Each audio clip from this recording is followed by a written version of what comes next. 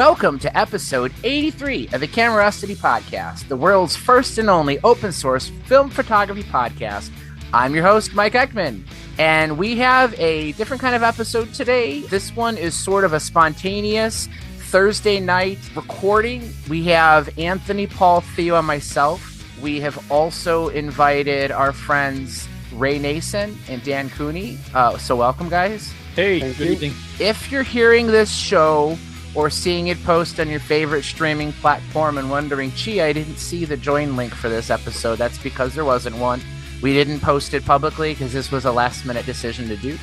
Ray and Dan were both available, so we just decided to start recording in the spirit of the show. There's very little planned. Thought maybe we could kind of just share what each of us have been up to, things that we've done over the past month, or things even that we had done slightly before that maybe we didn't get a chance to talk about in the previous several episodes that we've done. So I guess we'll just kind of get started. I wanted to share an update that I actually meant to include in the last couple shows, but I never actually did it. Was a couple episodes back, I had talked about borrowing that Detrola 400 that I had done a review for on my site. I had gotten it from Robert's Camera or Use Photo Pro in Indianapolis. And I had alluded to hypothesizing that I might have a hard time giving it back. And my prediction was true. And I was able to finagle some Camerosity, MikeEkman.com inventory to make room for the Detrola. So it's still here. I still have it. It's in my permanent collection. Dan, you had told me you had a couple, right? And no longer have them? Yeah, I've had Detrolas several times. Yeah, those are a very, very fun camera, and it's a nice camera to have. That's for sure. Yeah, I was really impressed. Like, I have the Claris, I have the other Perfexes, and those cameras actually aren't bad either. But some of those early interchangeable lens American rangefinders kind of get a bad rap as Leica wannabes, and I guess they are. That's the market that they were trying to make these cameras appeal to at a significantly lower cost, but that doesn't make them bad. They're pretty decent cameras. I was pleasantly surprised at the build quality of the Detrola when I got it. So yeah, it's very, very nice. Which model was it? The 400. The 400. Okay, what have I had? Have I had the 300s? They only made one 35 millimeter camera, which was the Detrola 400, and it's a through mount. It's an M38, so it doesn't accept Leica lenses. I was under the impression only one lens for it. There was some literature out there that had said they made an f3.5 and an f2.8 lens, but if you look at all the ads, it only ever mentions the 3.5 lens. I have the 3.5 lens. You do a Google image search of any model out there, even the one on Stephen Gandy's site, and it shows an f3.5 lens.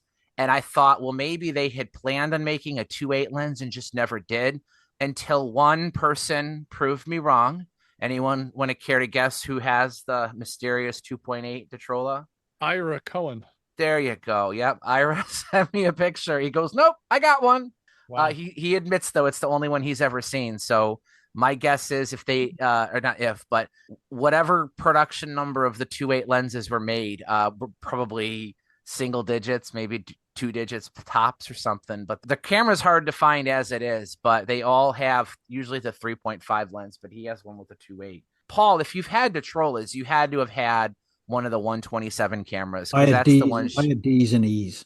Yeah. They had a whole bunch of like Type K, Model F. They're all very similar body style. That Bakelite, where like the back plate is kind of metal. Like it seems like a lot of the Chicago, it looks like an Argus A. The Chicago cluster cameras all had a kind of similar shape. But by far, if you search for a Detrola camera, you're almost certainly going to find the 127 cameras, and the 400 was their only attempt at a 35 millimeter camera. Yeah, they were aluminum, and the metal work didn't hold up right. well. And that's what was so surprising about the one. Now, the one that I have does show some oxidation. By no means is it mint, but like the Bolsey B2, those cameras almost always have bad bodies. The Mercury 2 is another one like that too. It's just the type of metal that was available to camera manufacturers post-war, probably everywhere, but specifically in the United States, was of lower quality, and it just doesn't hold up to time. So it's very difficult to find these cameras that don't show significant, we'll just call it patina, but it's not good patina usually.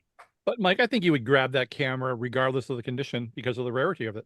Sure. Oh yeah, absolutely. I mean, if you had an opportunity to buy one at a reasonable price, even in inoperable condition, I would put it in the same, maybe not feature wise and certainly not quality wise, but like the Extra. If you find a Kodak Extra for a reasonable price, even if it doesn't work, you're probably going to want to pick it up. And I would group the Detrola 400 in that same category, just because Kind of of like the rarity. Photon. The Photon, yeah. Sounds another one, sure. Mm-hmm. I have a Photon that's in great shape cosmetically. The shutter fires at the same speed no matter what. And our friend Alan supposedly has done one before. So that's going to be in my next batch of cameras to send to him. I truly just believe it's just dirty. It probably just needs some cleaning, because I think from what I can see, everything about the camera is in great shape. It's just, like anything, years of disuse and things kind of, tighten up, and Or even non-use, and just non-use, everything getting yeah. gummed up. Right. Who do you use for service? Are We're not supposed to. We're not supposed to say, but we're gonna. Oh, okay, that's fine. No, it's okay. Camera Works, Alan Wade. Alan Wade, yeah. What town? He's just Waterford, New York. Waterford, New York. Dan, I actually stop and I drop gear off personally. He's just a little bit north of Albany. Really great guy. Really great guy. So you've met him in person then, huh? I've met him in person, sure. Yeah, that's many cool. times. Yeah. So do you know what his background is? Like, how did he get started in this? Like, is he an old service tech, or? He actually used to own a handful of camera stores in Vermont as a silent partner. Then as the market went digital, he kind of backed himself out. Him and his son are still working as repair.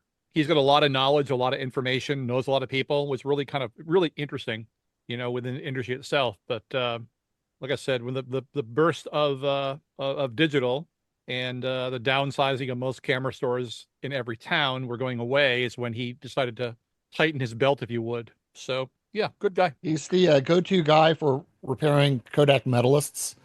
He won't do the 120 conversion, but as far as like fixing, repairing, CLAing, bringing him up to spec, he is like the guy around the world that you want to send your medalist to. The other cool thing about he also knows what he doesn't want to do. Right. Correct. Yep. And if he feels like he can't do the right job on it, he'll just tell you. I mean, he'll just send it back and say, I'm not comfortable with this. I've sent him 2 lenses that he couldn't do anything with, and he's just like, I don't want to make it worse.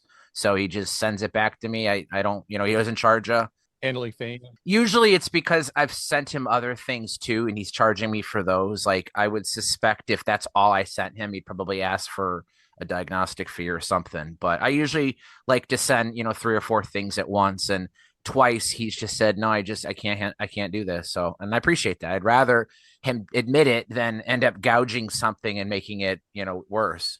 Well, I gave him with this P24 and P27 Hasselblad A24 conversion back that myself and Paul have been doing. Basically, it allows you to shoot like an X-Pan format on a Hasselblad A24 back. The gentleman in China who's doing it at a very reasonable price. I had a 500 CM I dropped off to Alan, which was gifted to me. And I thought it was just jammed up. And, it's a pretty complex camera to tinker with. So I dropped that off. When I went to go pick up a 200 f2 lens that he has, which was cleaning, he said he had it for like 8 months. He just couldn't open the lens up. But he's like, if you want, I'll continue trying. I'm like, yeah, it's, it's useless the way the mold is. So clean it up. So good news is he had the lens repaired for me. And he charged me, this stupid, ridiculous little rate of like $120 to clean it. But the Hasselblad was completely corroded. So I said, here you go. Can you use it for parts?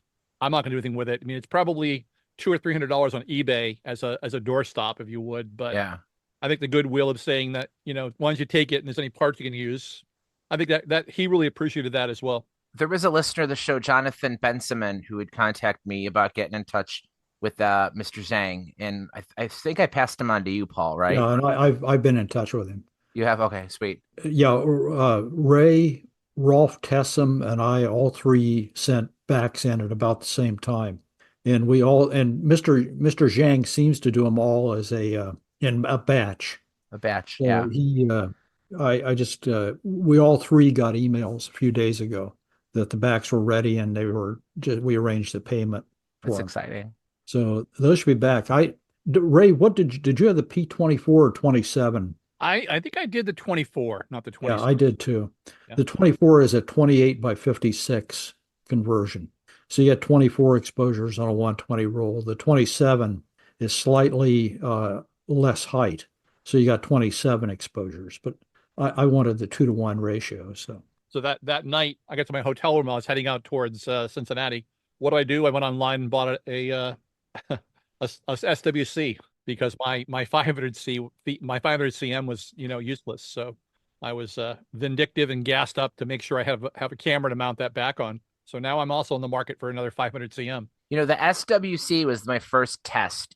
Paul, you've commented how you're glad you're not a collector because a lot of times you can get some cool stuff and you have no problem getting rid of it. And that's harder for me when I have something cool. I think I'm never going to see this again. I don't want to get rid of it. But when I had the SWC, it didn't jive with me. And that was a camera that I wondered if I sold it, if I would immediately regret it. And I have not. I was able to let that one go without too much regret. I bet I've owned a half dozen of them, and I think I want them, and then I get it, and I shoot a roll film through it, and I sell it. Yep. And likewise, I think I want a 40 millimeter lens for the 500. No, you don't. And I get a 40 millimeter lens, and the son of a bitch weighs so much that it's like an albatross. It's way too much lens for the camera. Does the front glass stick out beyond the filter ring, or No, even have a filter ring? No, it's not okay. Not that convex, Not but that it's bad. Okay. It's It's huge. just a big lens. It's It's just a big, bulky, and they didn't change it. The 40C and the CFs are basically the same lens.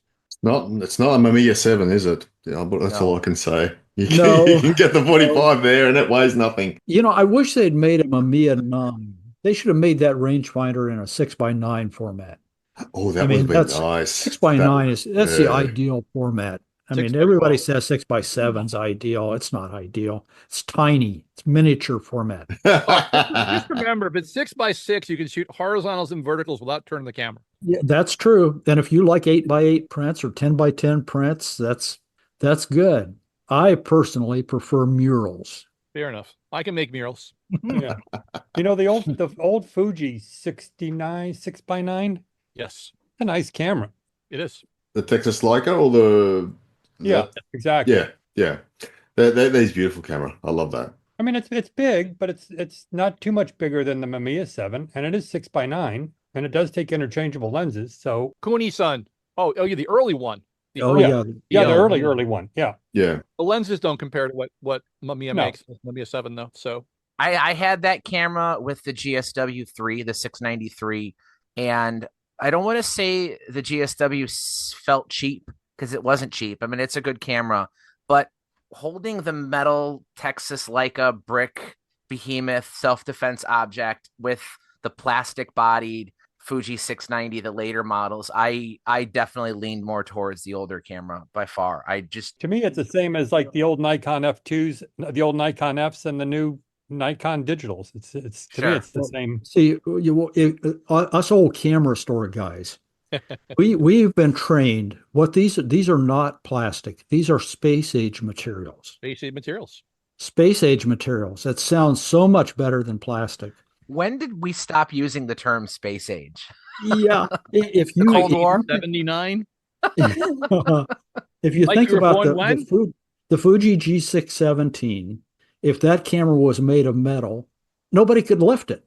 Ray could probably lift it, but none of us normal human beings could lift it. It has to be made of plastic. Oh, Mike could lift it. He's been working out. No, I'm not. Yeah, there you go. There you go. 12 ounces at a time, Mike. For those of you at home, I'm doing the one arm curl with a Budweiser can. That's a pity. They don't have beer in Indiana anymore. Of course they do. Okay, so I get shit for my passion for Budweiser sometime. I have this analogy and it applies to beer. So it goes like this. I enjoy like an Angus beef burger with some Applewood smoked bacon, some fancy cheese, some romaine lettuce, some thick tomatoes on a brioche pretzel bun, with fancy mustard. That's a good burger, right? But I also like White Castle. So I like fancy craft beers, IPAs. I actually got some Goose Island Bourbon County Stout for Christmas, and I like the really fancy beers, but sometimes I like White Castle, aka Budweiser. I have a question for Dan. Yes, sir. How many camera reviews do you have in the ready to roll? Are you working in real time? Yep. Yeah, I Wow. usually start on Friday. I take pictures with the camera. Monday, I take pictures of the camera. It's like over the weekend, I take pictures with the camera. Monday, I take pictures of the camera. Tuesday, I write the article, do the research and write the article. Wednesday, I put it all together on my website. And then Thursday morning, I publish it. Well, today was the memo? Yes. That's one of the coolest that was a great review, and it's a wonderful camera. Yeah. Thank you. Thank you. I love that camera. Now, after I did my review and research on it, I've seen several of the original wooden ones, and now I'm like, wow, I want one of the wooden ones. Did yours have both? Did yours have the cassettes? But I have to thank Mike for the cassettes. Unfortunately, the roll that I first shot through with it turned out completely black. So I don't know. I don't think it was anything I did. It very possibly could have been. Well, I mean, to be clear, it was the film that originally came in the cassette when it was new. So this Right, is exactly. Yes, it was. Ansco film from the 40. I didn't expect 1937. There you go. Right. That's why you got nothing out of it. I just thought it'd be worth a shot, like maybe, Yeah. But yeah, this is the box that film came in, Dan. Wow, that's amazing. That's very cool. This was something Kurt had. And the funny thing is the AGFA cassette is square. The Ansco is rounded. You can't put the AGFA cassette on the bottom of the camera because there's a brace in there that rounds out and is made specifically for the rounder cassettes. Even the squared off ones, if you shouldn't open them, but I've seen the inside of them, there's a curled piece of metal that keeps it. So even though the cassette is squared off, it'll still curl around the inner whatever spring, I guess. I took pictures of it with the cap. The cap comes off pretty easily if you kind of press by where the film comes out, the little tongue area. You can press that down and the cap just comes off pretty easily. And I took pictures of both of them. Is the image size 24 by 24? No, it's 18 by, it's half frame. Oh, it's half frame, so it's 18 by 24. Well, single frame. Single frame, yeah. Half a cookie. It's half a cookie. Yeah. So the Ansco Memo is only single frame.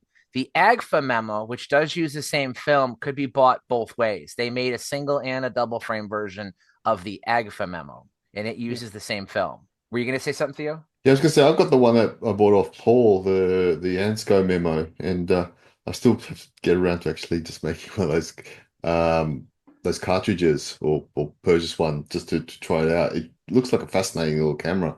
Well, Dan, weren't you going to have somebody 3D print for you or get? Wasn't that the plan? I was going to until you gave me some. Oh, okay.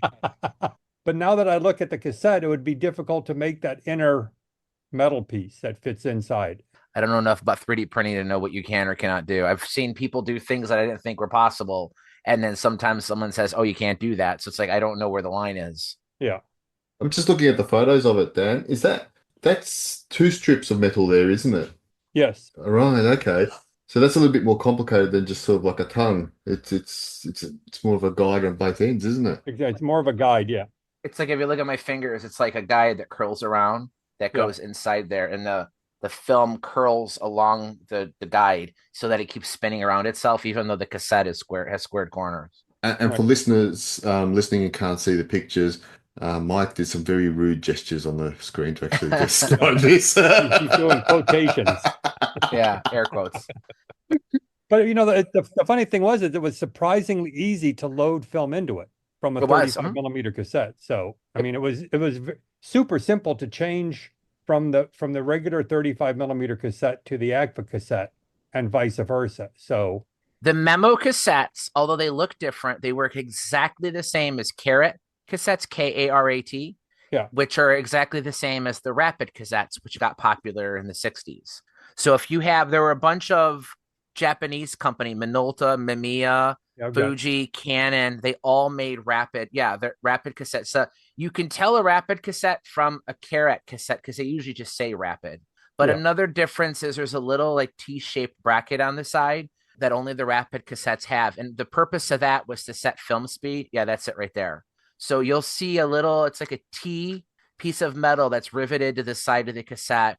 And that's only there to support film speed differences on certain cameras that supported it. And I don't know that there were many that did, but regardless, you can interchange Carat and rapid cassettes back and forth, but you cannot use a memo cassette in anything but either the 2 memo cameras that were made. And what's funny is those 2 cameras came out almost a decade apart. So the Ansco Memo came out in like 26, 27, and the Agfa Memo came out over about a decade later after Carat film already was released. So I don't know what they were thinking when they did that. Yeah, Paul's got an Ansco Memo. Yeah, that's mine. Yeah. So Yep, Theo's got one too. Mm-hmm. Yep. It was more fun to shoot with that than I anticipated it to be. Mm-hmm. I agree. I like the feeling, the ratcheting of when you advance the film. It almost sounds like you're like cocking a gun. It's kind of like a yeah. It's pretty neat. Everybody should get a memo. Yeah. That'll be the title of this episode. Episode 83. Everyone should get a memo. Take a memo. Budweiser. Take a memo. But as far as cute is concerned, is it a box? Is that a Tengor? A box Tengor. Yeah. Yeah, that's really nice. Is it the Zeiss Icon or the Goer's version? This is the Zeiss Icon version. Okay. Because that was originally a Goer's camera that was re-released as the Zeiss Icon model for a couple more years. Yeah, it's got the Goer's lens on it, but it's a badge, Zeiss Icon. So, Mike, I have to ask, what did you think of the Bira that you just redid? I mean, I read your article and it was very informative. Personally, just shooting it, how did you like it? That's the one that has it's like a prism, but it's not a pentaprism. It's used as like they called it a focusing rangefinder. Yeah. That's the one you're talking about, right? Yeah. So the focusing rangefinder works okay. The problem I had with it is that it's coupled to the extension of the lens. So there's a bellows, so it opens and closes. But as you focus the camera to minimum focus, it goes out. To infinity, it goes back in. And when you push it out, the focusing rangefinder cam moves with it. But when you move it backwards, you have to manually push it back with your finger. And it's something you'll forget to do every single time you try to focus that camera. And I started to realize that like probably half of the first half of the roll, all the images weren't focused correctly because I was relying on what I was seeing through the little window and that it wasn't coupled correctly. So I stopped using it throughout the second half of my first roll. And I just used it as like a guest focus camera. Yeah. So in that regard, unremarkable, you know? Oh, okay. Yeah. That's a camera very similar. I just did the review of the Voigtlander. The Voigtlander, yeah, the Prominent. Yeah, the Prominent is an example of a camera for anybody who read my last 2 paragraphs. It's a beautiful camera. It's super advanced. It's got a lot of really neat features. The extinction meter on it is super cool. It's got a Heliar lens. It's going to deliver great shots, but all those things added together don't make for a better camera. Yeah. You know, and the Bera was similar in that the focusing prism on it looks super cool. Very clever thing of what they were able to come up with in the early 30s when they designed it, but it really doesn't help that much. In fact, it just gets in the way most of the time. Interesting. So what's next? What's your next? Today's Thursday, so right, you got to decide what your next. I'm thinking of the X-Pan actually, either the X-Pan or the Widelux. I absolutely love panoramic, and the Widelux is my new all-time favorite camera. That is, I took it to Europe the last couple of times. I took it to Africa. I absolutely love that camera.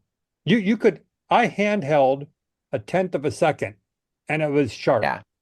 Well, that's what most of Jeff Bridges' shots are. You know, you look at his book, and a lot of the behind the scenes shots he'd shoot while making movies are in dim lit studios, and he's shooting the 1/10 or 1/15 slow speed handheld, and he's getting good images. Yeah, that is just a phenomenal camera. I'm really curious to see what the new one's going to be if they ever come out with it. Are you going to be buying a new one? I don't know. I like the ones that I have already. I did the Panon 120. I took that to Machu Picchu with me. That was a fun camera to shoot. Cool. I don't know. We'll see. Being retired now, I don't have the luxury of the expenses like I used to have. So we were talking about panoramic cameras privately, and Paul, you had mentioned someone you knew back when you owned your store that had a 360-degree panoramic camera. What was that? That was an RB67. He made it. I mean, he invented it. It rotated. It was a 220 roll. I actually, I said it was a 360. It wasn't really a 360. It was a 240. Because my buddy Travis, who worked with me at the store and lives here, he actually sent me a couple of pictures, which I did not share with you, of our store and Travis standing in the door. And the guy that invented it and built it was also in the picture. But it was an RB67 on a rotating tripod mount. Was it like a circuit camera? The film? Yeah, it was a circuit style camera. And this guy was an engineer at Wright-Patterson Air Force Base. When he retired, he started fiddling with this camera, but it was his life's work. I mean, he spent years trying to get this thing to work, and it did. I mean, there was a lot of distortion and barreling and all that stuff, but it was still very cool. Yeah, man, that would be And it awesome. shot 220, you said? Yeah, it was on 220. Yeah, I'll send you the pictures. Travis sent me a couple of the That's cool. of the shot. One of the coolest photographs I've ever seen was on Popular Photography, probably in the mid 70s. It was a photographer that shot all of his film on a Nikon motor drive. Because the motor drive had auto rewind, he put the lens cap on the camera and advanced the film all the way through the camera and exposed it on the rewind, opened up the shutter on B and set it at the proper aperture. But the picture that he took was a woman sitting on a chair, rotating on this chair as the camera's film was traveling backwards. And you saw this front, back, front, side image of this person. It was just phenomenal. Well, those were slits. They actually made a slit shutter because that was an old Nikon school thing back in the 70s, was to take the rewind motor and put a slit shutter. Interesting. So, yeah, Those it was are popular cool. for horse races. Yes. Yeah. We should bring that back. In the Facebook group, last week we got a post from Tim Floyd who said he was Contax curious. And he said that he knows that we've mentioned Contax cameras throughout many episodes, but wanted sort of a comprehensive one-stop shop summary of the line. And maybe we could talk about like some of the different models that we've had. I know Anthony's a huge fan. We all, I think, like the Contax, especially the rangefinders, but I thought maybe we could devote a small section of this show to just the Contax cameras, maybe to help kind of clarify when we always talk about 1, 2, 3, 3A, there were the SLRs too, and sort of give a timeline of the different cameras that use that name. Basically, you could break down the brand of Contax cameras into 4 distinct sections. You have the pre-war rangefinders, the post-war rangefinders, the early post-war SLRs, and then if you really want to extend to modern times, you have the Yashica, Kyocera, Contax SLRs, which are really completely unrelated cameras, but they are still called Contaxes. But if you're looking at the early rangefinders, the first Contax cameras were built to compete with the Leica. They didn't come out till 32. Lights came out with the first Leica in 25, and it was a pretty simple camera. It had a fixed lens. The earliest models, you couldn't change the lens. They had a top shutter speed of 1/500. They had no slow speeds. They had no rangefinders. Oscar Barnack built the camera originally to be a shutter speed tester, and it sat on a shelf for nearly a decade before anybody even thought, hey, maybe we could sell this as a camera. So the earliest Leicas were quite simple. And I think that helped them because, there's that stereotype of German camera makers or German industry that if you needed 6 parts to do something, the Germans would use 12. And with the Leica, to some degree, they were well-built cameras, but they weren't that complicated. And when they started selling really, really well, Zeiss Icon was like, well, hey, we don't have anything to compete with this. Their smallest camera at the time was that Colibri, which was a tiny little 127 camera, but they didn't really have a capable compact 35 millimeter camera. So they started working on what would become the Contax. And around 1930, a guy named Heinz Kuppenbender was in charge of the design. And if there ever was a camera that epitomized that mantra of, 12 parts to do the job of 6 parts, it would be the Contax. This was a camera that took everything the Leica did and turned it to 11. right? I mean, the shutter was complicated, the rangefinder was complicated, the lens mount was complicated, the lenses were fantastic. You know, even back then, Carl Zeiss was well known as the top tier lens maker. You know, lights was certainly good, but they weren't the top, right? So if Zeiss Icon was going to release a camera that they thought could compete with the Leica, they wanted everything. They didn't want to skimp on anything. So they made this camera even beyond what their capabilities were. They just called it the Contax. We call them today the Contax One, which is really just a name that we apply to them because there's other Contaxes. But back then it was just the Contax. And the camera was, in a way, released before it was finished. And I mean that because they had to keep refining the design. They kept changing it in those first couple years. At one point, they even reversed the position of the rangefinder window. You know, the shape of the body changed. The earliest models did not have slow speeds. They didn't add that until the later model. They improved the reliability of the camera. They changed quite a bit, but they didn't really give it a new name. You know, like the Canon was really famous for, they would change one tiny little thing and they come up with a new model number for it. But the Contax, all the black ones, they're black enamel. They have a distinct square brick-like shape. These were all just called Zeiss Icon Contax. Collectors today have attempted to categorize the major revisions of the camera. The most common series involves 7. So you have like model A, B, C, D, E, F. But even within those submodels, there's even variances. And further complicated things, you could even have a camera back then, and maybe if it broke or needed service or something, you could send it back to Zeiss and they would update it. Sometimes they would fix stuff, change certain features if they could. They would restamp the serial number with a different prefix. So that you would sometimes see Zeiss Icon Contaxes with 2 letters before the serial number, which indicated it went back to the factory at a different time. So if you're looking to get an early Contax and you're a collector, they're great cameras. You know, if you can be really, really lucky and find one that works. I have one that was CLA by Radu, and it works really, really well. There's been a few other people on the group that have working Contax ones, and they love shooting them. I think they are really good cameras. The problem is that they were finicky and unreliable back then, and that was the 1930s. You know, add 90 years to that, and they were complicated then. So to find people who are willing and able to fix them now, plus the few people that can fix the later Contaxes, it's not the same shutter. It looks similar externally. If you don't know any better, well, they both have that vertically traveling sort of garage door sort of, you know, where it's these metal slats that are connected to a silk with silk ribbons. If you don't know any better, you would think the shutters are the same, but they're actually not. So to find someone who's willing to repair a Contax, a post-war model, doesn't mean they're going to be able to do the early model. So finding one that works is hard. Finding someone who could repair them is even harder. You may wait years, pay through the nose to get someone to CLA it.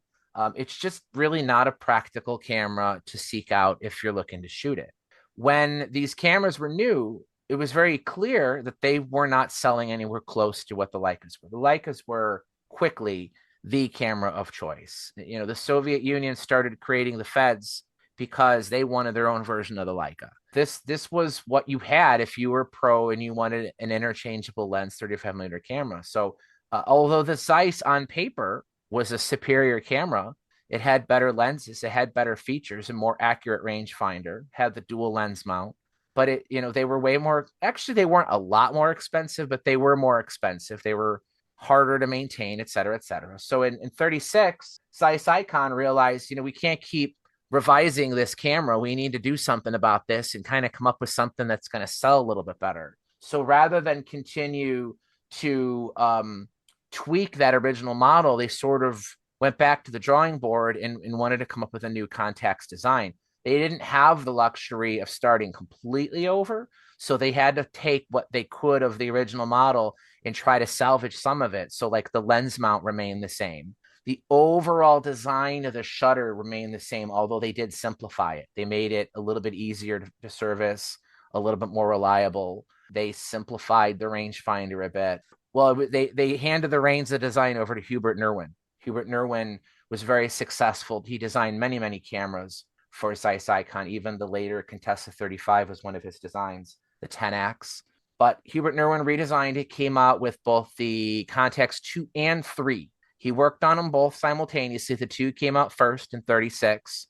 The 2 does not have a meter. The 3 does. So really, if you get a Contax 2 or 3 pre-war, these are the ones where the rangefinder window is at the extreme edge of the body. People talk about the Contax grip, where you kind of have to hold the camera and not block the rangefinder window with your fingers. These are the same cameras that after the war became the Soviet Kievs.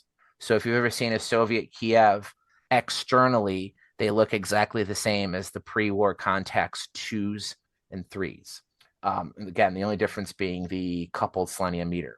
Those cameras were made up to the war, a little bit during the war, but eventually, they were in Dresden. So Dresden was a prime target for Allied bombing raids, not just for camera production, but a ton of other industry. Eventually, the factory got bombed, shut down.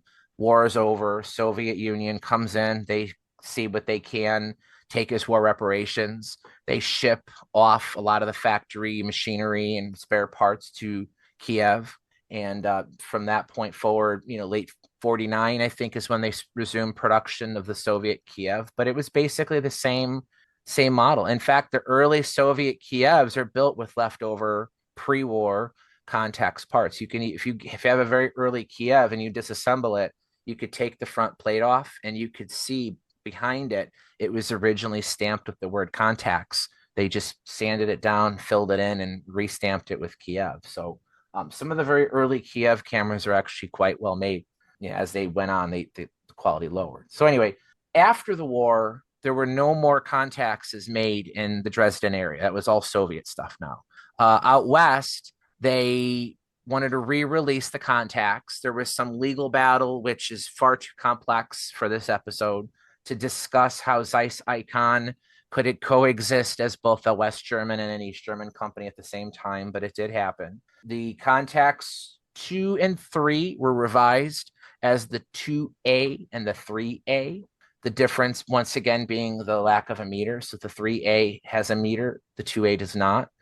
Externally, if you just look at these things, the easiest way to tell the difference if you're browsing eBay listings is that the A models, the rangefinder window is closer to the lens mount. It's not as far off to the extreme side. There's also a little kind of a bezel around it, just cosmetically looks different.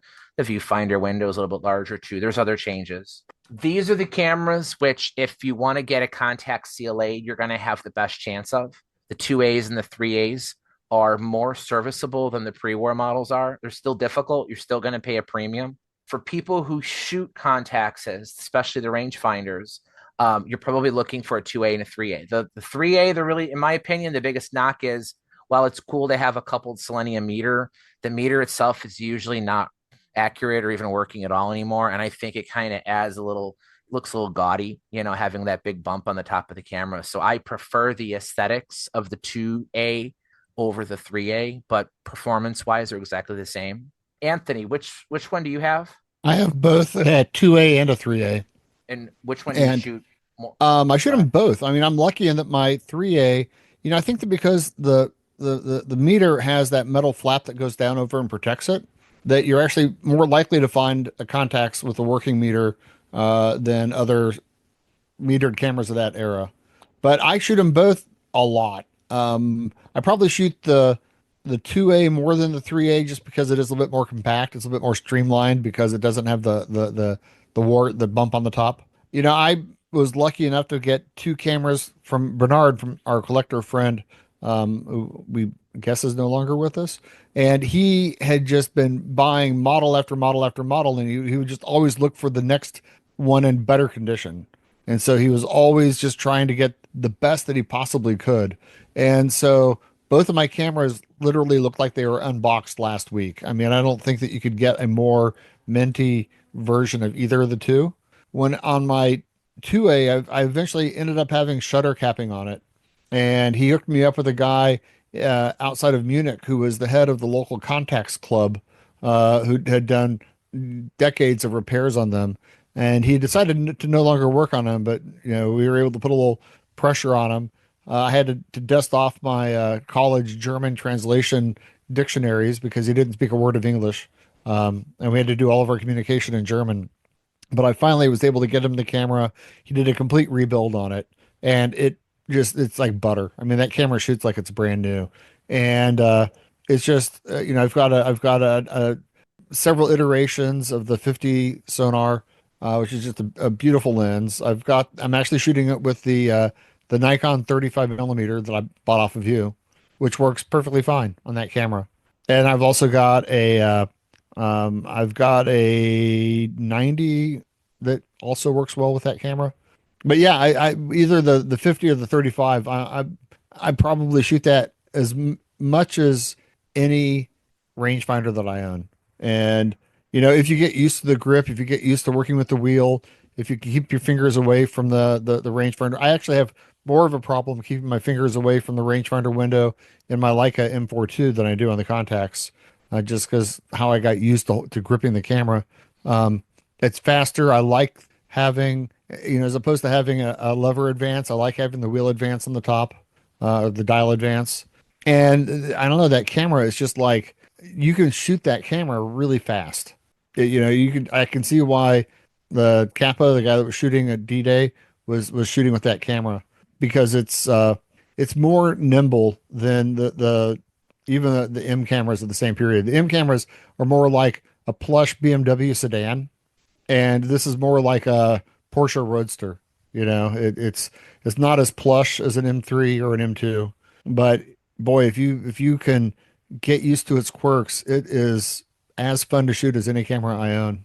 The one thing that I've noticed too is all cameras are better when they're CLA, right? Like, I mean, that's just a given. But there is in my opinion, a much wider gap between the pleasure you're going to get out of a Contax that hasn't been serviced but works versus one that's been properly CLA'd. Because when those things are clean and lubricated properly and in perfect working order, they are so smooth.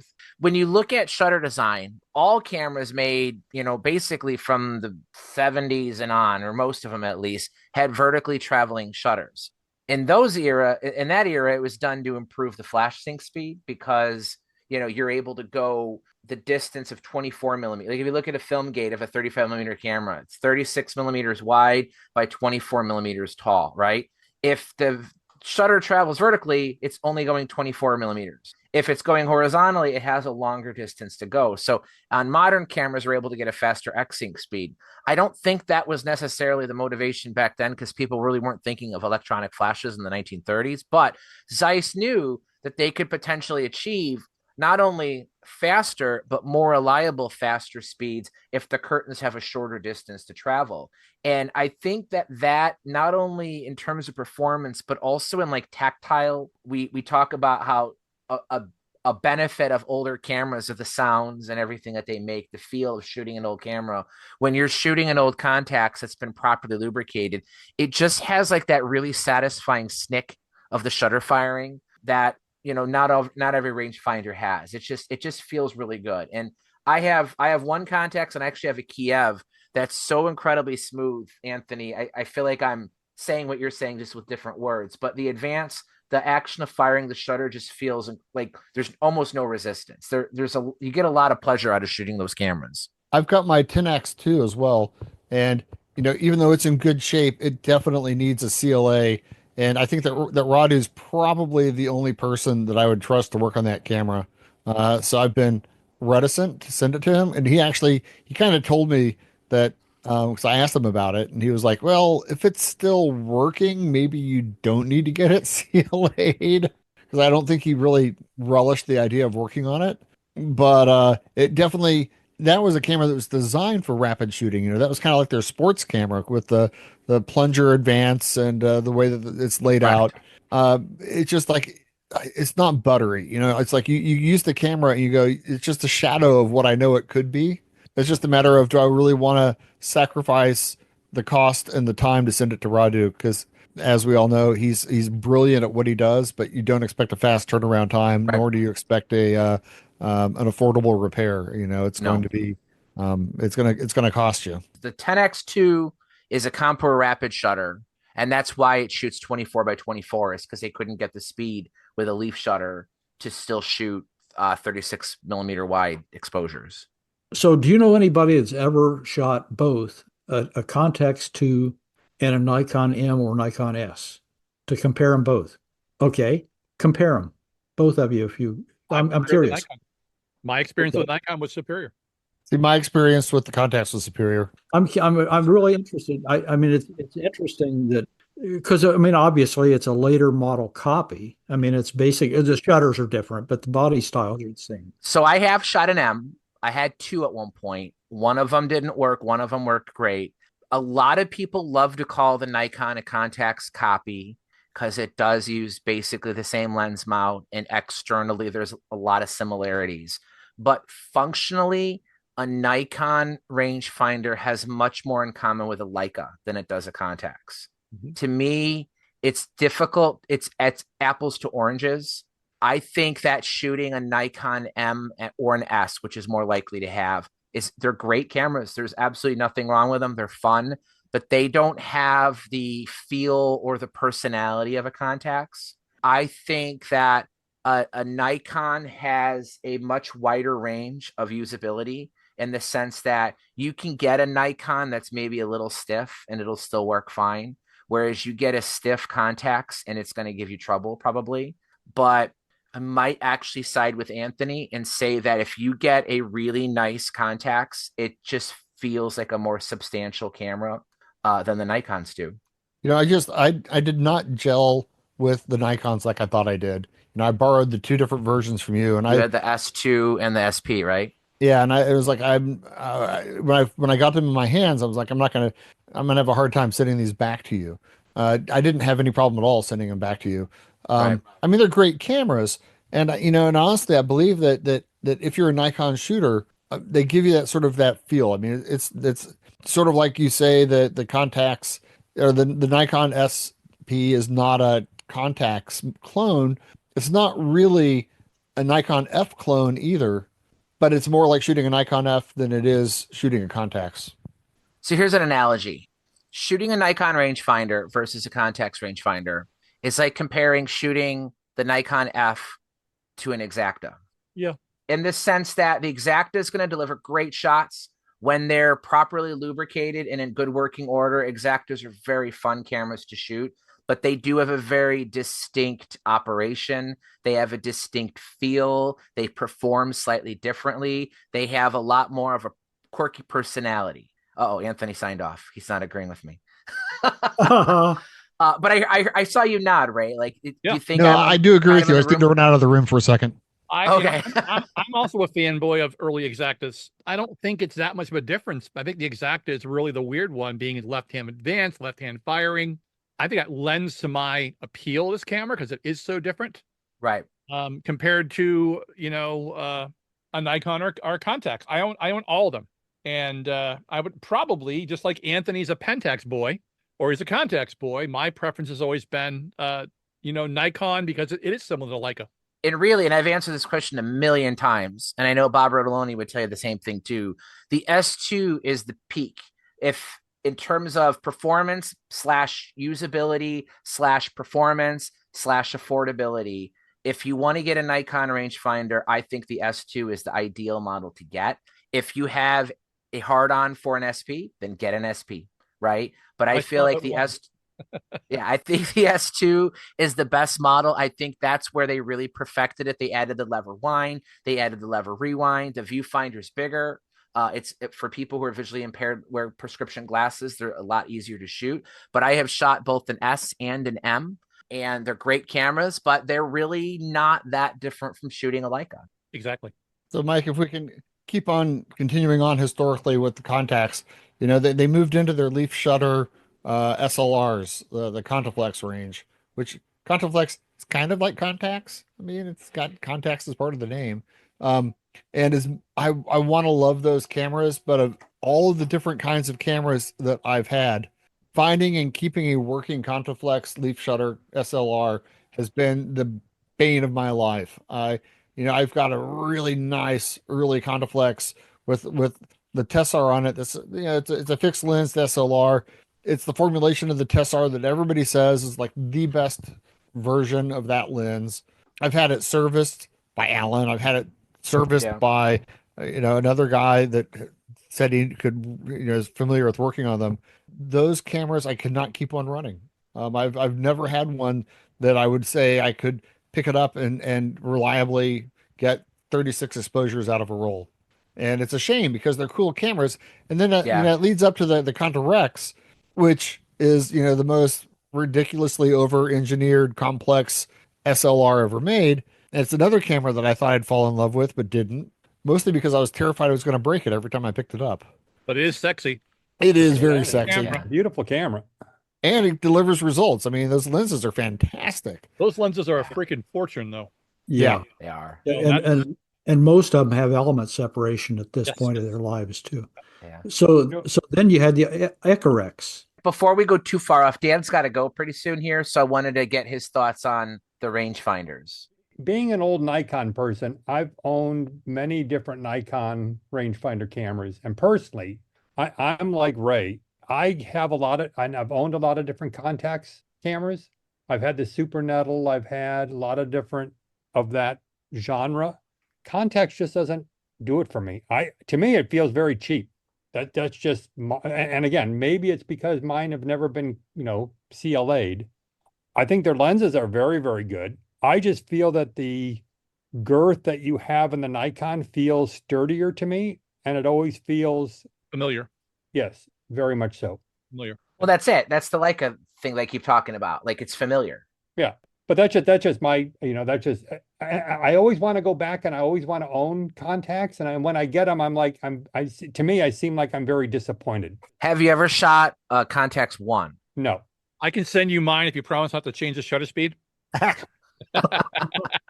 Well, I have two ones. One of them is my Radu CLA'd one, which I won't let go. But I have another one that does work. I don't know how long it will remain working. I feel fairly confident it'll make it through a roll. I just don't. If it were to somehow stop working, like the one of the two that Paul had, I wouldn't be mad about it. It's funny that you say that because one of the cameras I was going to shoot at my for a post that I did was an old Shanghai camera that my dad picked up when he visited China in the 70s. It's a Seagull, not a Shanghai, it's a Seagull. And it was working great. I mean, I took it out and I was clicking and firing, and all of a sudden I went to go put some film in it and the camera jammed, and there's no way I can get it unjammed now. It's like, but that's how I feel about some of the Contax that I have. Now that's a nice camera, the Kawa. I raved about the Koa 6 a couple episodes ago, and just 3 days ago, I was out with this camera and I was out in Crown Point, Indiana in the snow, and I'm like sending Paul messages. I'm like, this damn thing locked up on me. I made it to the 5th exposure and it just jammed. Like, it's just, I thought maybe I had tripped something. He's like, check the self timer. Is there a double exposure something? And I'm like, no, I don't know it. Like it was firing fine. And because I was out, so I didn't want to open it up, but I got home, I went in a dark bathroom. I took the film out to think maybe somehow it would release something. And no bueno. There's a guy that fixed my Exacta 66 down in LA. He's an old crusty old guy. I don't want to get into politics, but he's very politically incorrect in my opinion. Yeah, I know who you're talking about. We've all been through that. And he has probably 40 Kawa 6s in his repair facility. He loves them. I just learned not to talk politics with this guy, and he was fine. And he's once you get away from it and talk about cameras, he's very very interesting person. It'll hand you a note or a card. Don't read it. But I have to go. So thank you. Okay. Invite me. Thanks for coming, Dan. I'll be there. We'll talk to either myself or Ray, and one of us will send you a Contax 1 to at least try. And it's very possible that I've had one. I just didn't know the exact model that I've had. The Contax 1 would be very, very obvious, Dan. It's a brick. It's black. It's the only ones that were black. Oh, enamel. yeah. No, I've had those. Yes. It has a shutter speed on the front. Correct. The shutter, the film advance. I've had a couple of those. Yes. Oh, you do? Okay. All right. Well, give it a shot. All right. Open mic. I'll try it again. All right. Bye, Dan. Dan. Bye. So yes, we were venturing off into the Contaflexes and then eventually the Contarex and the Icarex, but we skipped the Contax SLRs. So 39 Zeiss Icon Dresden had actually started exploratory work on a SLR. They didn't get too far in the design before the war started, and it wasn't resumed until about 47, maybe 48, when more work got done on what would eventually become the Contax SLR. These are Dresden-made Zeiss Icon cameras. They didn't eventually get put out until, I don't have the information in front of me, but I want to say it was like 50 or 51. And at that point, there was already this legal challenge between East and West German Zeiss Icon, specifically the Contax brand. And the West German version of Zeiss Icon wanted to retain the trademarks to the Contax name, but the East German Zeiss Icon wanted to use it also. So they both mutually agreed that the East German Zeiss Icon could continue using the Contax name, but only on models sold within East Germany. Any models produced for export out of East Germany, so West Germany, United States, basically everywhere else, they could not be called Contaxes, so they were given the name Pentacon. So if you ever see a Pentacon, I have 3 of them here. This one's the Pentacon FM, which this would be a camera made in East Germany for export sale. This is a Contax D, so it's essentially the same camera. There are minor differences, but this would have been sold within East Germany. And then you'll also find some with weird names. Paul's got a Contax D. This is a Hexacon. So this is an export sold in North America. There were several other export versions of this camera. These are all basically the same. They have a very classic design. I actually really like these cameras. These are one of my favorite East German cameras probably ever. They have a very distinct shutter sound to them, but it has that angled shutter release on the front, that you would see a lot of the other Pentacon cameras would have. It uses the M42 mount, but there are these Contax SLRs which were made throughout the 70s.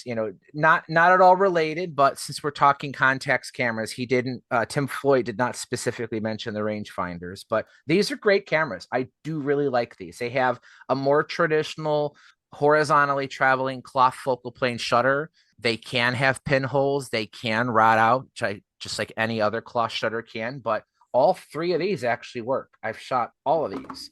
I think they're a really handsome camera. I need to, it's a camera that I've always intended to pick up, but just it hasn't been on the top of my shopping list. But They're I very think it's a really cool looking camera, and it's one that I'm probably going to be looking for this coming year. Yeah, the Contax D it's in my permanent collection. I mean, I think it's just a beautiful camera. When you consider a German SLR at this era was the Exacta, and this is what came out. I mean, it's clearly older, but it has all the controls exactly where you would expect to find them decades later. The KW Praktina, although not the same camera, is similar in that it has, the film advance where you expect it to be, the rewind where you expect it to be, shutter release where you expect it to be, the shutter speed dial where you expect it to be, normal M42. Well, the Praktina has a bayonet, but a lot of things about this camera are pretty normal. It has a pretty big viewfinder on the back, which is very easy to use. Anthony, if you could find one of these in good shape, they are absolutely worthwhile picking up. And because they use the M42 mount, you could put a Tecumar on there if you wanted. The ones you have the Tessar lenses. Yeah, this one has the Tessar 52.8. This one has same exact lens. This one has the Tessar 40 millimeter f4.5. Oh. This lens has so much vignetting that when you look at it through the viewfinder on this, you almost can't even see the corners. I tried this on my Nikon Z5 digital, and it's much more usable on that camera, but the images I got from this were gorgeous. Like, I think Tessars just have a natural look to them anyway, but you add a slower wide angle, semi-wide angle. I mean, 40 is not that wide, but for the era, 40 would have been wide angle. Plus the extreme vignetting of this lens. This lens makes beautiful images on digital cameras. It does good on film too, but it's just really, really hard. Like when I look through the viewfinder, it's difficult to see. You see like a bright circle in the middle of the focusing screen for you to focus on, but you almost can't see anything around the edges. Have you ever tried any of these, or is this all unexplored territory for you? I was just going to say, no, this is all new for me. So I'm sitting here listening. I've never owned a Contax, and I've never actually shot one. And the reason I spent so much time clarifying that is if you really want one of these cameras and you see, I have them here side by side. One says Pentacon, one says Contax. The difference is, the FM has a split image. There's not all of them. Sorry, this is FM. The FM, I think the M means split image. So there are versions of this that don't have the split image, but essentially they're the same camera. The big difference is whether it says Contax or whether it says Penacon. Contax mean that it was made for sale in East Germany. Penacon means it was for sale somewhere else. Mike, we also made the original one without a name on it. That was, I guess, Yes, there during are that no period name. itself. yeah. Mhm. But if you took off the no name, take off the plate, it'll have the nameplate behind it. Mine is engraved without the plate on it. Yeah, I have one that I think I don't know if I still have it. It had a no name, but when Okay. you took off the no name, you could unscrew it and it would have the Yeah. name behind it Behind on it. a plate. Ray's talking about ones where there's no plate at all. It just never got anything. Just never. You got Ah, the Z, okay. like the Z2 or ZII. Yeah. Yeah. I think those were ones meant for export and they just never made it there. That's really it. So they're the same camera because I'm looking at the price differences and they're quite a big price difference between the Contax D and the FM. There is an earlier Contax called the S, which is super rare. Collectors really love those because of the rarity of them. But the big difference, though, is that they used inferior metal and they almost never work. So you don't want the very, very early high dollar Contaxes. The Contax D was the one where they started to get it right. So I was reminded recently because I recommended to someone that they look for a Canon P, and I have not been following the recent trends of prices. So things are a lot higher now than I seem to remember. So I honestly don't know what these go for. But if you can find one, Theo, or anybody for that matter, these things are fun to shoot. These are what I like. This is to me the nice middle ground of a camera. It's a little quirky. It's got a little bit of a personality, but it's not so bizarre in use that it's difficult to use. And usually if you find them, the lenses that are on the bodies, I'm not going to poo-poo Takamar lenses at all, but the German lenses are kind of fun. 8mm biotar. A lot of came with the Biotar, yeah. The one I have, the D I have has a Meritar, which I think it must have had either a Tessar or a Biotar on it. And I took the lens off and put a Meritar on it. Mhm. So I don't know for sure that they actually shipped it with that lens. And if you've never shot a camera with a preset lens, it's a good opportunity for you to learn how to do it. I actually like preset lenses. I do too. I really do. I like being able to stop it down to f8 or whatever, and then with my finger just kind of flick it back and forth between wide open. For anybody who doesn't understand what that means, predating the automatic diaphragm where you could set a lens to, let's say, f11, and when you look through the viewfinder, the diaphragm is automatically all the way wide open to allow the maximum amount of light to enter the viewfinder. On an automatic diaphragm lens, as soon as you press the shutter release, the lens will automatically stop down to whatever you chose. It make the exposure and then open back up. On a preset lens, there's no automatic anything. You still have to control it. So you set one aperture ring to f11 or whatever you want, and then there's a second ring that you use to open it back up all the way. And then right before you're about to press the shutter release, you flick your finger back the other way, and it'll stop at whatever you've preset it to. And therefore you're stopping down your lens. It's an extra step. It does slow you down, but it's kind of fun. So that's the Contax SLRs. They made those through, I want to say 58. I'm not exactly sure when they made them, but maybe like a 10-year run. I think the majority of production was early 50s. So you'll find a lot of these from 52, 53, maybe 54. I have the Hexacon here. Again, this is the American export version. Same basic camera. In terms of use, if you could find one that shoots, I would prioritize functionality over which label it has, unless you're a completist and just like want one of everything. But if you're just looking to try this style of Contax SLR, it really shouldn't matter what the nameplate is. They're all very, very nice. The last was the Bullseye, the last version Of the Contax? Yes. No, I think it was actually the first version. The Bullseye was? Yeah. Because they made the Bullseye. Then they made a version without the Bullseye.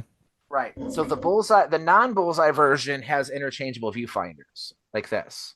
So when you have the non-Bullseye version, you can take the prism off and then you could put a waist level finder on it. Whereas the Bullseye, the prism's non-removable. What model is it, Mike? I can't see It's just called a Contax. Okay, just a Contax. Okay, with the script. Mm-hmm. So they had the Contax, which had an interchangeable viewfinder where you could get the waist level if you want. So it's a waist level finder camera. Think they maybe had planned on making a metered prism. I'm not 100% sure on that one. If you wanted the selenium meter to be on the bullseye, that you couldn't remove that. And I think that kind of added complexity to the design. I honestly don't know. And then they made later Contax electronic metered ones, which had a completely different design. So the bullseye was actually the first. I don't know if this chronologically came out before the bullseye or if I think they're available around the same time. But when you talk about the lineage of the Contax, the bullseye were the earlier models. And they never actually said bullseye on the camera. We just call it that. Right. Talk about a camera that you're probably not going to find with a working meter, though. Mine works. Oh, Mine wow. does. The one I loaned you did. Mine was jammed up, and I sent it to Alan, and I said, Alan, whatever you can do, don't worry about the meter. I don't care about the meter. Just shutter speed, aperture is super important. And he's like, hey, Ray, I didn't work too hard on the meter, but it works. If you like the bullseye camera but can't afford a Contax, you go with the Petri bullseye. Petroflex. Yep. Petroflex 7. These don't work though ever. Like this one's completely jammed. It's not doing anything. I have one that works. I have one that the body You works. really? The meter doesn't. Yeah, I have one the body works as well. This one is shot. Like I can't advance it. I can't do nothing. I mean, I can look through the viewfinder, but it's like it thinks it's cocked, but nothing happens with it. Nobody's doesn't go click. Well, the camera that Kurt was crazy over was the Contaflex 126. Yeah, he had a couple of those. I think I got 3 sets of those, and I've been shooting the lenses. I think I still have one body and maybe a standard lens, but they made 3 lenses for that camera, and they were all really good lenses. 2, maybe 3 years ago, Paul, you actually sent me a box once with like 5 or 6 unopened boxes of 126. I think it was Coda Color 2. Right. They were never opened. And I was like, maybe these might work, and I liked, because a lot of the Instamatic cameras have single shutter speeds or they were auto exposure only. So there's no easy way to add exposure to it, shoot at a slower speed. So I thought I would try one of those in the Contax 126 because it's manual shutter. Like you could do a 1 second exposure if you wanted. So I thought maybe if I seriously overexpose this 126 film, I'd get some images out of it. And it was the base fog was so extreme. If you shine like an LED flashlight through it, you could barely make out a shadow of your image, but nothing my scanner was able to resolve. So the film was just not usable. But suitable for glare for viewing the eclipse. Yeah. Well, another cool thing that the Contaflex 126s could do is one of the weaknesses of Instamatic film. We've talked about this before. Is the cassettes did not have a pressure plate. So that film could technically move slightly back and forth within the cassette, moving it in and out of the focal plane. So no matter how sharp of a lens you had or how good you were at focusing, you could still end up with out of focus or at least soft focus images because the film wasn't always in the correct plane. But with the the Contaflex 126, you could put a little bit of tension on the lever right before firing the shutter, and that would pull the film tighter and hold it closer to that plane, so there was no slack anymore, is what I'm trying to say. Unfortunately, I haven't gotten a good image out of the one that I tried shooting, so maybe one day I'll give it another shot again, or I'll use that Facmatic. Yeah, FPP is making 126 film again, I think, aren't they? Somebody's got it. Well, that company in Italy makes the Facmatic, which is a reloadable thing. Right. FPP might actually have film in plastic cartridges. Yeah, I have. Kurt had a couple 126. I think it's Verichrome, which is black and white film. In Verichrome, it's not quite Panatomic, but it does generally survive longer than most color films do. I have not tried one of those yet, but maybe one day I'll try a roll of 126 Verichrome and the Contaflex 126, and maybe I'll get something out of that. I think it's worth shooting. The lenses on them are, like I say, are very good lenses. Mm-hmm. Yeah. Have you been adapting those lenses to digital bodies at all? Or? Yes. Yeah. I can't remember whether I have it adapted to Fuji or Sony, but I bought an adapter just to be able to use it. Cool. And it's really very good. With Contax, there's also, I see them around a fair bit. I mean, they're selling as cheap as chips now, but the 137s and the 167s, I think it is. They were the later ones. Were they the where they worked with Yashica? Yes. Yeah. Very prone for electronical problems, Theo. Right. Okay. 50-50 chance either going to work or not going to work, and that's something that I would say it's a good challenge, or it's certainly not worth the expense of having even Jess try to wrangle it, Right. Okay. In 1956, Zeiss Icon bought Fotlander. They operated the two companies separately for a while, and then I want to say 62, I think, is when Fotlander officially merged in, and that's around the time they came out with the Icarex, the Zeiss Icon Icarex, which ironically was a Fotlander camera. Fotlander was working on a brand new 35mm SLR. It was going to be called the Besaflex. And there actually are prototypes. I have a couple pictures of them on the site where you could see the original Fotlander Besaflex prototype, which looks almost exactly the same, slightly different body, but very, very similar to what would eventually become the Icarex. So Zeiss Icon released the Fotlander camera called the Icarex throughout the 60s. They kept making them until the very early 70s, 70, maybe 71. 1972, Zeiss Icon completely ceased all camera operations. They shut down the Braunschweig plant that Fotlander had since many, many years. And then at that point, Carl Zeiss, who still existed separately from Zeiss Icon, sort of retained the trademark to the Zeiss name. And then in 73, 74, licensed the name Contax to Yashica so that they could start to release new cameras using that new CY lens mount, the first being the RTS. And then the 167 MT, you're talking about, Theo, the 139, those were more like consumer grade cameras. They used the joint CY Contax / Yashica mount, which Yashica would make their own lenses under their own name, but Carl Zeiss would produce their lenses that with sonar and their own names too. If they work, they're pretty good. Actually, I really do like the RTSs. I don't know about the electronic issues you were talking about, Ray, but I feel like the RTS 1 and 2 are still fairly reliable cameras. I would say the 1 and 2 are. The 3 was my favorite. I shot Contax professionally for years. Contax, or Kyocera at the time for Contax 3, had to reinvent a lubrication. Well, that was the AX. I'm sorry. That was the focusing of the autofocus camera that the film plane focused. That's the AX, right? The RTS 3 had a ceramic pressure plate. That was the key to it as well. So for flatness, it was on par for flatness, like a Hasselblad, which uses reverse suction from the mirror that pulls the film to the film gate. A little bit of vacuum pressure. Yes. So Kyocera did not come into play until I want to say 82. So Kyocera was a Japanese ceramics company, electronics maker, and they were getting into like VCRs and computers and stuff like that, and they wanted to expand to cameras. So they purchased Yashica, who had still had the Contax license. So it's to be clear, neither Yashica nor Kyocera ever owned Zeiss or owned Contax. They just licensed the name from Carl Zeiss, who retained it after they ceased operations in 72. So Contax SLRs continued to be made using the CY mount until like the mid 90s. I can't remember exactly when they came out with the new mount. Eventually they would come out with a new autofocus mount, of which they call it the Contax N mount, and they would only ever release 3 cameras in the Contax N mount: the N1, the NX, and a digital SLR called the N Digital. 2003, 2004-ish, they just dropped it all together. Kyocera stopped making good cameras, and from that point forward, the name Contax has never been used again. So it's worthwhile, since Tim Floyd originally asked the question, Contax cameras, it's worthwhile mentioning the Yashica / Kyocera era cameras because they are quite good. I really like the RTS2. I did have an RTS3 once before, Ray, but it just didn't work.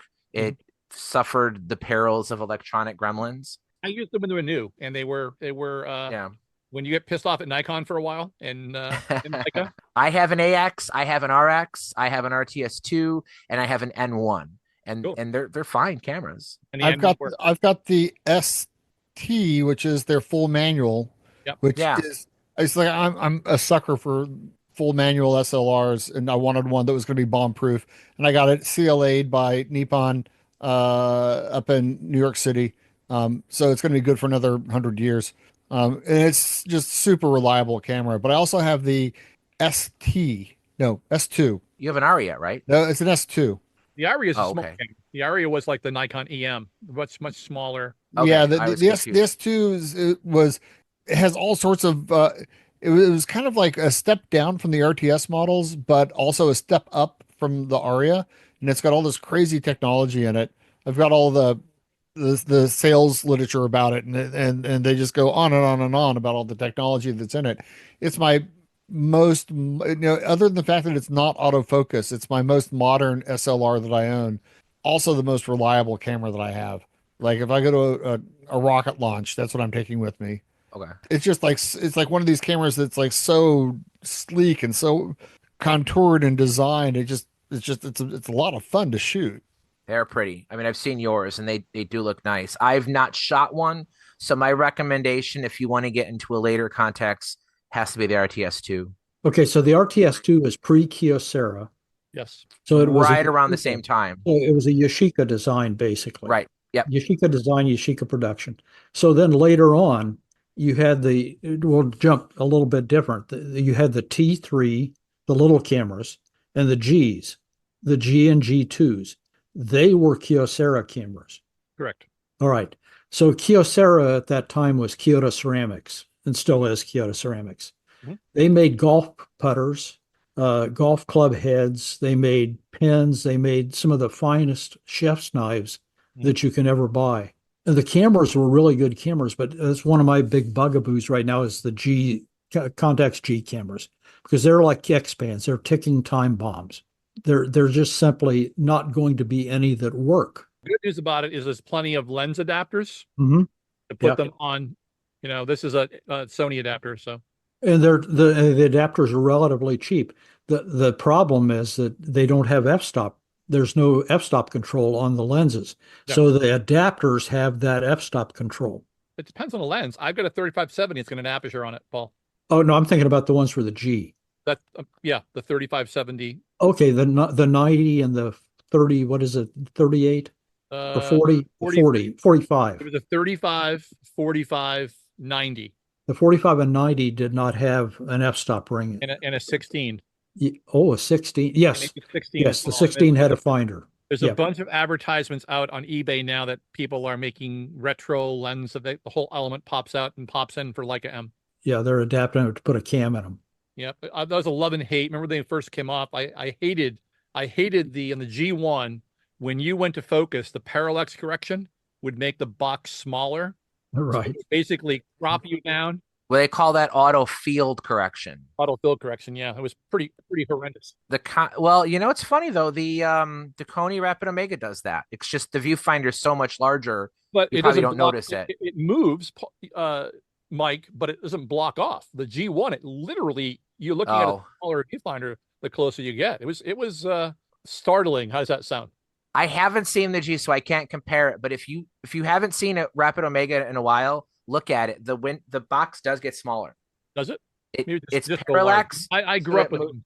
So yeah, there's the G series, there's the TVS, the non-removable ones. I don't want to get into those too much because that's just a whole nother wormhole. There was one more Contax I completely forgot about. I sold it to to Igor. It was called the Contax. It was called the U4R with the review. Yes, I did have that too. Forgot about that one. But it was a digital camera called the U4R, which was a little. What was that Nikon Coolpix that swiveled in like the lens and the body? The cool it was 900. It looked like that. Yeah, it was a Contax U4R. It came in a brown leather body. It was neat, but the picture quality was pretty bad on it. I think it was 4 megapixel. Who made that for them? That was a Kyocera, but it was still sold as a Contax though. There were some bizarre uses of the Contax name under Kyocera's era. In my opinion, I mean, I know people like the Gs. The reliability is too low. And I think the TVS is in that same boat too, although I've never shot one. Contax T, the T2, the T, which had the manual rangefinder, was really cool. It's for the people that didn't like the Rollei 35, where you had that rangefinder, the lens popped out, the lens board, super sleek, super small, quality was really, really good. T2 went to autofocusing, and they're, as you said, ticking time bombs are still very expensive cameras for ticking time bombs. So Theo, what have you been shooting lately? I've been shooting a combination of the Pentacon 6, which I just got back from being serviced by Jess, and fantastic. Absolutely love that. The results from that are just outstanding. Well, the Pentagon 6 is another camera where when they're CLA'd, they're gorgeous to use, but when they're Yeah, not, they are tough. That is a yeah. camera that you need to have service to shoot well. I really enjoyed using the waist level finder on that though. It's so gorgeous to look through it, and it's just a different perspective. Might be a gateway to the Mamiya 6, but that waist level finder bit is pretty alluring in itself. And also the horizon, which I'm having a hell of a problem with. It was serviced by Jess. She did warn me that she hadn't put film through it, so we did expect that possibly it could be a few more issues with it, and it's not really behaving. So it's she'll have a look at it when she gets back. She doesn't know about it yet, but she's on holiday, so she won't know about it yet. So hopefully she won't hear about it this way. Which version, Theo, do you have? The earlier one or the later one? The earlier one, the metal one. Okay. And yeah, it's just not behaving well. There's a light leak in it, which we haven't managed to track down, but it's also not smoothly going across. But the weird thing is it's coming across with a whole bunch of horizontal lines as well. I can't work out what the hell would be causing those. They're not scratches, they're just these black lines, and I really can't work. Pretty common for that camera. That's common, is it? It's common, yes. So the light leak is probably around the lens turret. That's 90% of where your lens leaks. Yeah, yeah, that's what I think it is. Yeah, but I'm also I just got back. She just serviced my FM2, and I'm about to stick some film in that and take it out maybe tomorrow. It's 35 degrees outside at the moment, Celsius that is. So I think after this call, I'll be doing about 25 meters down that way, where there's a body of water called my pool. And that's about as far as I'm going to get today. But that I'm really looking forward to that because I'm starting to prepare for a trip to Thailand at the end of February. So I'll probably be taking my F3 FM2 combination. Maybe I'll take the D800 as a digital option and share all the lenses across them. And then I was hoping to take the Horizon, but I'm starting to sort of rethink that decision based on the problems I'm having with it. And I assume you've tried all the different speeds. It's you're getting the banding on all of them. Yeah, I haven't noted now, so I'm halfway through a film, so I'm about to do all those tests so I can at least. Because the one Anthony had loaned me, one of the speeds was always perfect, and the other two were questionable, right? Yeah, mine was I bought mine from Kupog over in Eastern Europe, and he had serviced it before I bought it. And even after his service, I would get banding at the two highest speeds, and shooting at the lower speed is perfect. And sort of like what Dan was saying earlier, I mean, they say it's like 15th of a second, but it's not really a 15th of a second. And you can hand hold it and get it's like a perfect exposure. It's sort of like shooting a brownie box. As long as you kind of match your film speed to the conditions that you're shooting in, you can shoot at that 1/10 of a second or 1/15th of a second, and it'll just work. So I would try shooting it on the slower speed and see if that gets rid of your banding. Yeah, which is pretty hard around Sydney at the moment because we've just got blaring sunlight. But that is what I'm going to try. The other thing I've been shooting too is the Canon 7. I recently got a Canon 7, which I'm actually quite enjoying that. It's got a beautiful viewfinder on it, and I've got a working meter too, which is quite rare on those, from what I understand. So it's a really nice camera to use. So I'm quite enjoying that. But I did get something a bit weird as a bit of a treat for myself. And it's the Gallus Deluxe. There you go. Yes, I'm going to be having a bit of fun with this. I do think it needs a service though, but I'm not sure if that's possible. Check the curtain on the. So that's a French version of the Foca Derby or Foth Derby. I mean, the Foth Derby, and a very, very, very common flaw in the shutters on those is open up the door and watch the curtains as you're advancing it. The curtains a lot of times separate. Yes, that's what I noticed. That's why I'm saying I think it is a service. I don't know if it's the straps or like stretching or something, but every single right there. See, I knew it. It only happens while you're advancing the film. So if you got to put your hand over the lens while you're advancing the film.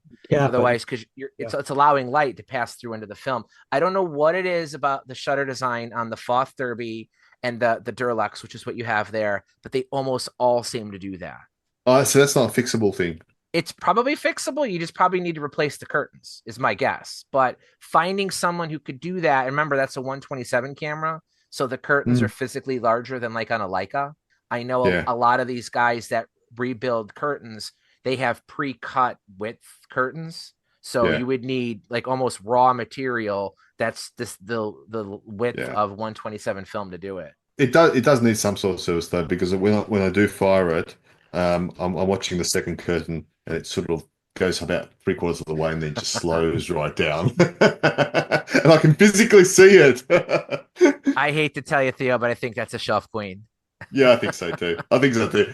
That's mainly what I wanted it for anyway, so that's okay. There is a guy in Florida, Theo. He can pretty much prepare anything. You're gonna wait though. He still has my Contaflex TLR. He's had it now for time and money. 9 months. Yeah. 11 is the benchmark, Mike. Come on. That's fine. I'm not complaining. Interesting question on this camera is, being a shelf, and you know, most likely going to be a shelf queen. How do you polish it? I've seen some videos of people on YouTube where they've got them and they're like almost mirror-like. What do they use to polish? The Aluminum polish. And the finest steel wool you can find. And then a polishing rag. Oh, yeah. Okay. Oh, I don't know if I like steel wool on it, but very, very fine steel wool. I like the patina look of them, in my opinion. Yeah, I'm not sold on it yet, but I'll live with it for a little while before I do something. No, those are neat. I don't know the arrangement of why a German company basically sold their design to a French company and they re-released it with a skinless all metal body like that, basically retaining the same functionality of it. But I have one too. Mine does the exact same thing yours does, where the curtains separate, just like all the Foth Derbies I've ever had have done. If you do want to shoot it, just make sure, because there's no lens cap. You put your hand firmly against the lens to block any light while you're advancing the film, and then fire the shutter. I do have something really fun here, which Anthony Hands, who's been on the show a couple of times, did send me. I'm not sure if you guys have ever seen these things, but this is what's called the Jolly Jolly Look. Look. Yeah. Yeah, he was talking about it last time he was on. So he gave you one, or he loaned it to you? Yeah, no, he gave me a spare one, so he just because he gave him the idea. It's a really interesting camera.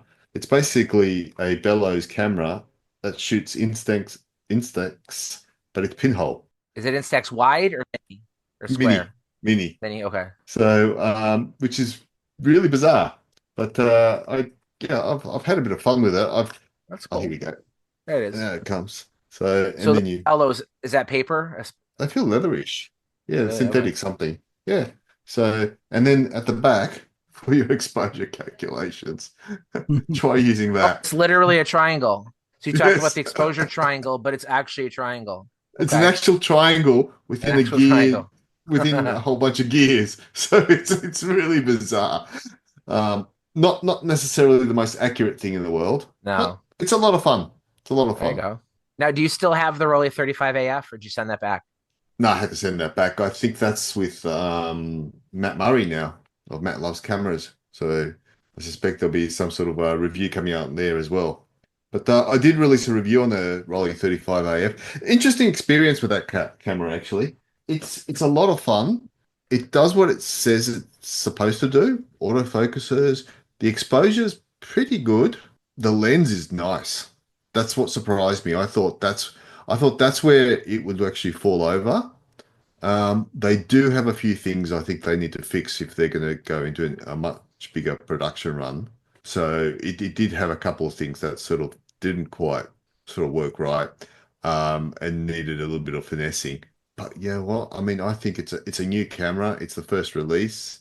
I know people have complained about the price, but realistically, guys, it's a totally new camera. $1,200 for a camera these days it's not out of this world. So I have no problems with the price. I just think it needs to be a lot neater for that price. That's all. What about you, Ray? Anything new? I've been working. I bought way too much gear the past couple of months. I've been, supporting all the dealers for the holiday season and whatnot. And driving in Nashville, spending a lot of time in Ohio. Me and Paul had lunch during that time, and I'm overwhelmed with my purchases. Overwhelmed. It's crazy. If you want to get rid of that Konica F, let me know. Get rid of one thing from your inventory.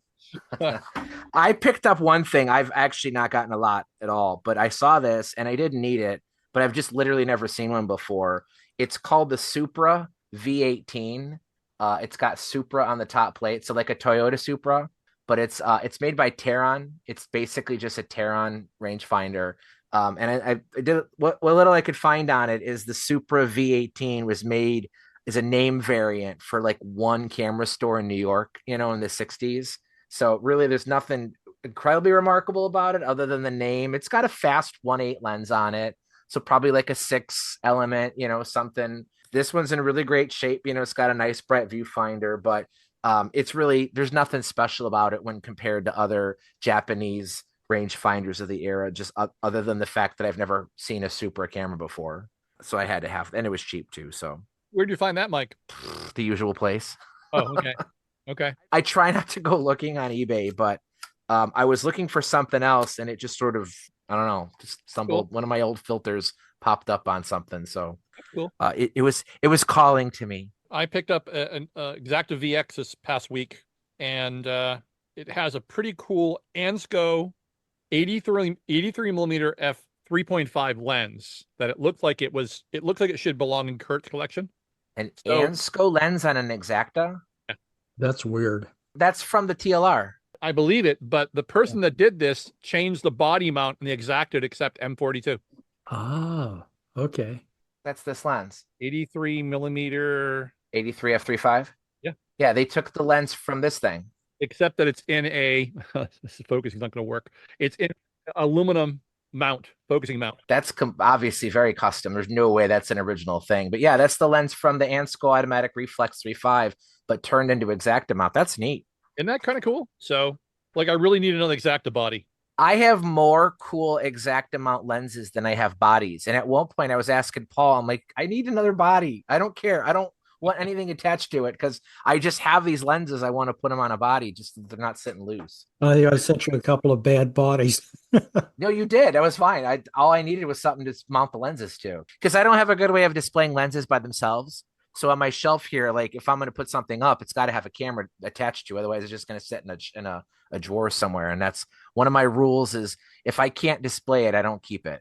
Okay. Unless it's a spare of something like a camera that I just really want to have a spare to. I try not to have too many spares, but I do allow myself a couple spares on certain things. The only thing I've shot recently, I shared the pictures with these guys, was a friend of mine cleans out estates, and she said she found an old Canon.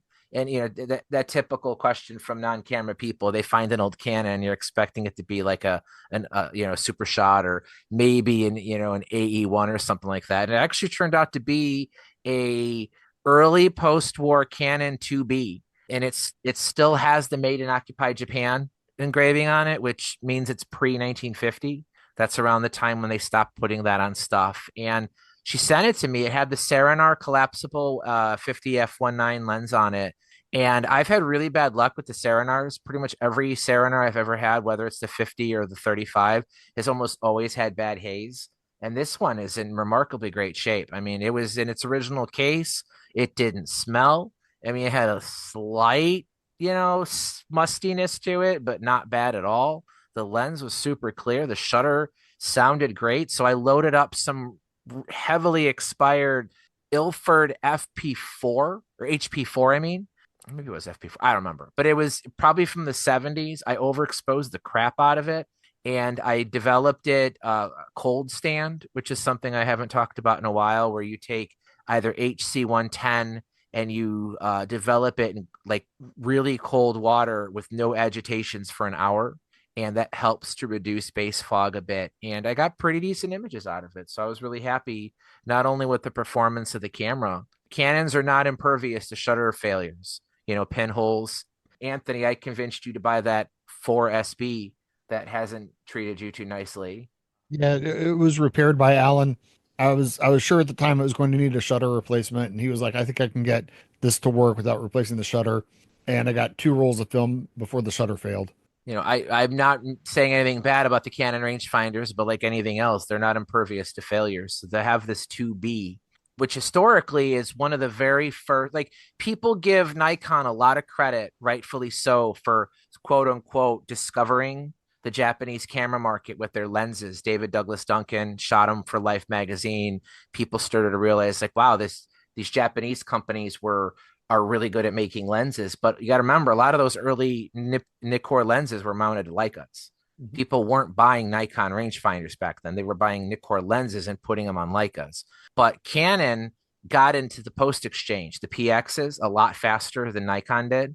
So if you were an American soldier in, the Korean War deployed out to the Pacific and you wanted to buy a Japanese camera and bring it back home, there was a much higher chance it was going to be a Canon than a Nikon. So I think a lot of people's first exposures to a Japanese camera was more likely a Canon than any other brand. And it was the Canon 2B, which was the one that was one of the more common ones of that era. So it's, slightly historical provenance as being the launching point for Japanese cameras. So, Mike, I just got back from 2 weeks in New Zealand. Yes. And I agonized over what I was going to take. It's like I kept on like laying out different combinations of cameras, and it's like, no, I can't take the Exacta Varix. I just can't do that. I put it back, and I'd pull out the Contax and I'd put it back, and ended up settling on the Leica M42 that I just bought from Paul with the Voigtlander Heliar 40 2.8. I wanted to take my Precaro too, but it was jamming up. It had a problem with the shutter release button had stopped popping back up, so you could only take one shot on a roll, which wasn't very convenient. I won the cosmic lottery, and that I was able to, even though he has stopped his business and stopped accepting cameras, it helps if you ask nicely. I was able to get Jurgen from Certo 6 to repair my Precaro. So I shipped it off to him the day before I left for New Zealand. It was ready for me when I got back. And it's just like new. It's just like, again, it's super buttery, and it's great having that camera because it's one of my favorite cameras, and to have it returned. And now I've got a light meter for it as well, which is like really cool. I've got one of those little hot shoe light meters that I can put on it. I ended up taking the Leica. I took, since the Precaro couldn't go, I ended up taking the Voigtlander Klein Bessa 66, the 1947 6x6 folding Bessa. It's an uncoated version of the Tessar that's similar to the one that's on the Precaro, which is one of my favorite lenses for shooting 6x6. Ended up taking the Minox 35 GTE, which people might think that's crazy because they're notoriously unreliable, but it's a camera that I've shot hundreds and hundreds and hundreds of rolls of film through, and it's my favorite travel camera of all time.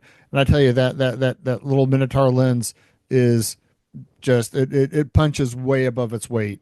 And then just because I needed a boat anchor to take with me and I wanted something to shoot reliably in case I had any failure with a film camera, I took my Pentax K1 with the I took a Takamar 28 millimeter lens with it, because with the K1 you can adapt pretty much any Pentax lens ever made to shoot digitally. You've spoken very highly of that K1 before. I love that camera. It's yeah.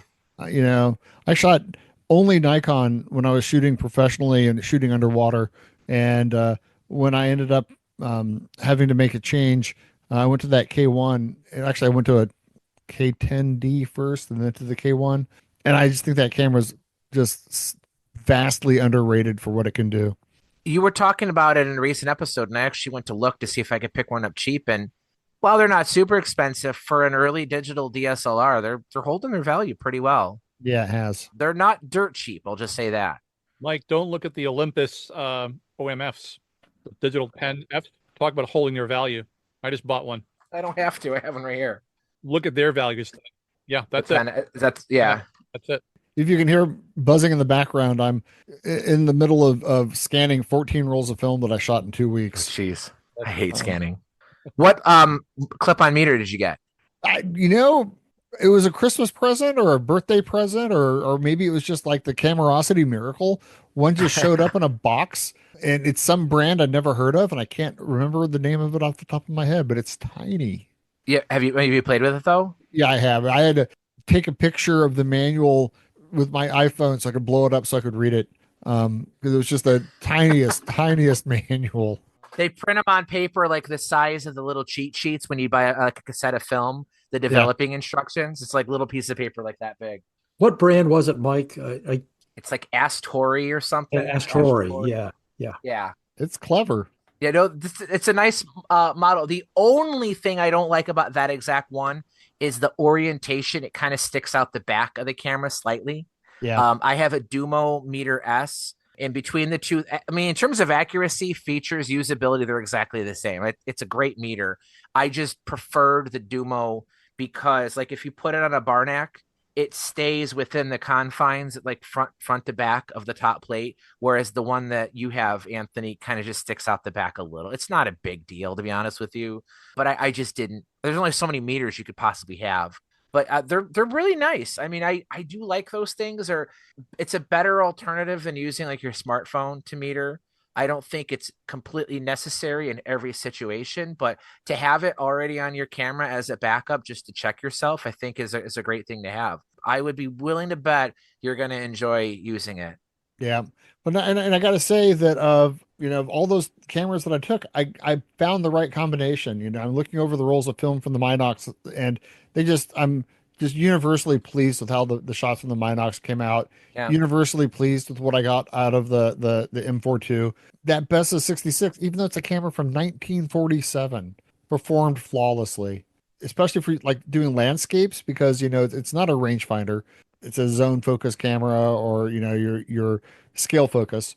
But man, there's just a quality to that shot that you get out of that it's got character, and it was really I'm happy that I took that camera, because it's not a camera, because I like the Percero so much more because you get the 13 shots, and I like the automatic winding mechanism and all. And but the Klein Bessa 66, if you're looking for like the world's smallest folding 6x6 camera, and you want something that's pocketable, you could do a lot worse than that camera. There's a picture I have on my site of it next to a Vito, the Fotelander Vito 2, which is a 35mm camera.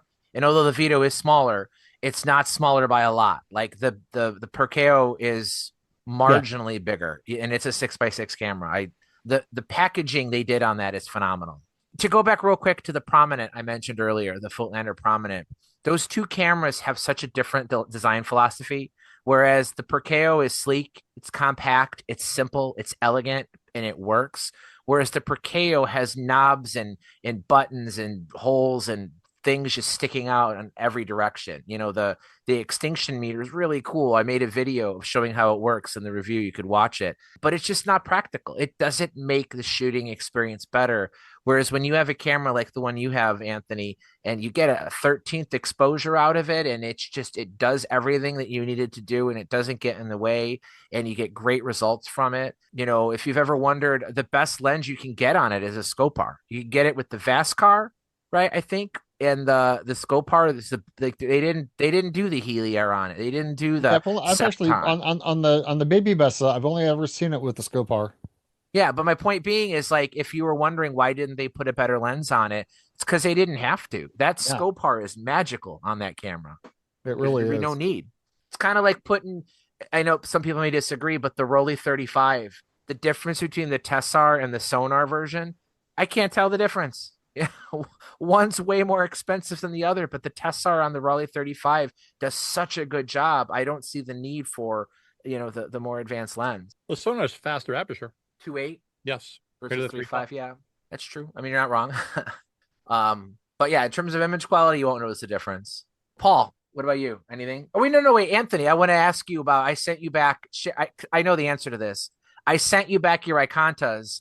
And share with us how UPS delivered them to you. We almost had a near Theo experience. Yeah, they just left it sitting on the side of the road a quarter mile from my house, just sitting outside. They did email me a photo of the box sitting by the fence at the end of our pasture, but they literally just left it on the. They didn't put it by the mailbox or like behind the fence. They just left it by the side of the road where anybody driving by would just see this box. And I'm picturing the driver going down this road, seeing like a bunch of alligators going, hell no. And he just pulls over and leans it up against a post and takes a picture and says, you get it. That's exactly what happened.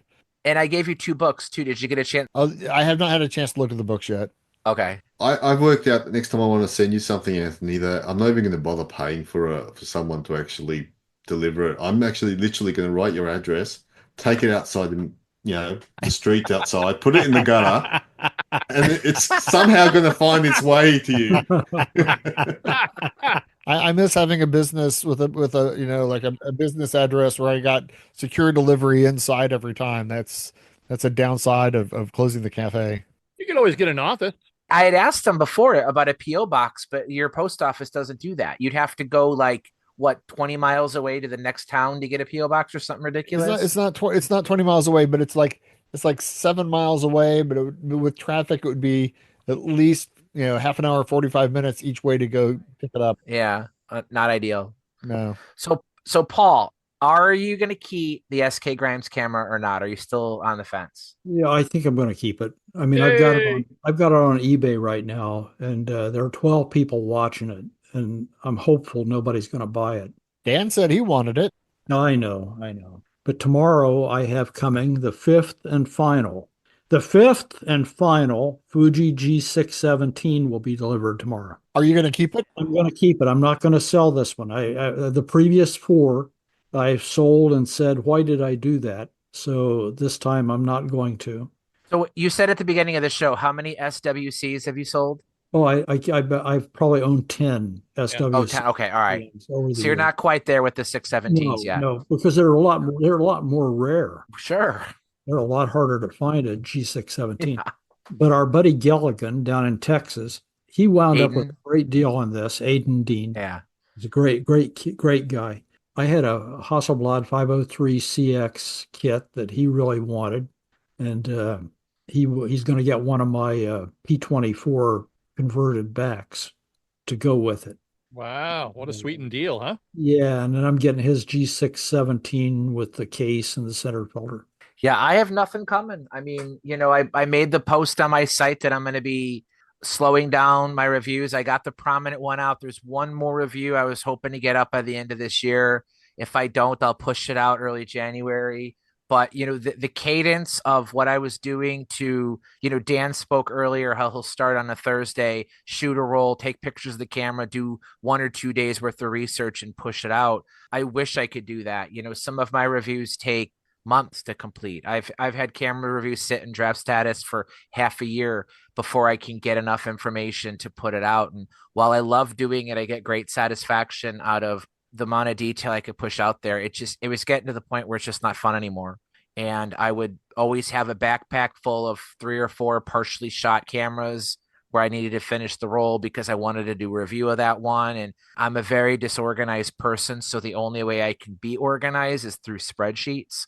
So which helped, but it had the negative effect of it became work. I had this Google spreadsheet that almost became like my ledger, and I would constantly have to keep checking it and making sure I was sticking to the deadline and stuff like that. And anytime a hobby becomes more than that and it becomes work, it's just not fun anymore. So what I'm hoping, my goal for 2025, my New Year's resolution is to make photography fun again and be able to enjoy just taking cameras out and doing little experiments, whether it's an Ansco TLR lens on an Exacta or a funky Contax digital camera or trying to get some images out of the Contaflex 126 camera. I want to do more stuff like that. And I'll try to find ways to share my results. I have so many more cameras that I could review that I want to share what I know about. I need to find a way to do it and not have it encompass so much time to where I can still have fun doing it. So that's going to be my focus over the next year, probably. I don't know what I'll be doing this time next year, but we're going to keep doing this show. This is a lot of fun. And I think all of us just really appreciate, the feedback all you guys give too. We have some good ideas, I think, for the next couple of shows. So this was kind of a spontaneous episode to just catch up and share with you guys what we've been doing. Does anybody have anything else? I do have a public service announcement before we just shut off. Oh, one other camera I've been shooting is the IcoFlex. Since we did talk about Zeiss and the TLR a bit earlier, the TLR. Which one though? There's like 7,000 versions of that camera. Uh, He I doesn't think know. It's the one that says IcoFlex. One on it. C, yeah. Let's see. Okay. The IC, a 1C or one IC. And I'll tell you one thing. That is the most convoluted, mind-bending, difficult camera to use. You've got to do everything in individual, in specific orders. And every time I take it out to use after I haven't not used it for a while, I lose a roll of 120 film because I just don't get it reset properly. The only thing is I've learnt now that you just wind the whole thing through and then take the film out and then in the dark bag re-roll it onto another reel. So if you value your mental stability, do not use one of these cameras. That's all I can say. The results are fantastic though. Briefly, I the Ansco, the automatic reflex. What's interesting about these is it's got these two levers. One of them's for cocking the shutter. I can't fire the shutter on this one. It's one of these cameras too where you kind of have to RTFM before you take it out. It's just, Rolly did such a good job with coming up with like how a TLR should work. And there were so many Japanese copies of Rolly TLRs that they all tend to work similar ways. You had Minolta and Flexeret had the focus arm below the lens, but usually you could pick up most 120 TLRs and without having to read the manual, get used to using them. But this is not one of them. From what you're saying, the IcoFlex doesn't fall into that category it's not, either. And it misses one specific sentence in the manual which tells you how to reset the counter, which then if you don't reset the counter, that's where it all goes to shit, basically. Is that going to be a review though? Are you doing that for it? Will be a review. It'll be a review sometime during 2025. Awesome. Okay. I'm looking forward to it. Yeah. I don't know what I'm going to shoot next. Honestly, I told you guys a little while ago about that Canon 2B that I finished. The Kowa 6 jammed on me. So that I have to figure out. What sucks is I have a roll of 220 in there. I thought I would love that camera so much. Anthony, you had actually given me some 220 film a while back. So it was one of your rolls. And I assumed I would love the camera so much that I'd want to get 24 exposures out of it, but I only got 5. So not only do I need to salvage that roll and finish it in something else, I'm going to have to salvage it in something that can do 220. I mean, I do have some, the Mimiya 6 I could use, but it does limit what cameras I can finish that roll in. So what's our plans for the next show? Are we just going to wait, or what? We'll make the decision here. Or don't we have something coming up with those guys? Who are those other guys that are in the top 10 podcasts in the world? The National Enquirers. They dream of genies. Yeah, or they dream of I dream of genies. No, the National Enquirer just released their list of the top podcasts. They were on it. Yeah, we were on it. Oh, we were. I thought they were. No. I think they were on some list. I'm not sure. They were on the Weekly World News list. I thought it was the Enquirer, or maybe it was the Daily Star. Some sort of wanted list, maybe. The wanted list. I don't know. When are we going to have that episode?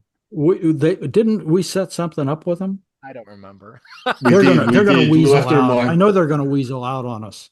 All right. So hypothetically speaking, 2 weeks from today would be January 9th. So the next Monday after that would be January 13th. I think that's the one we picked. It was at the 13th? Okay. Yeah, I think so, yeah.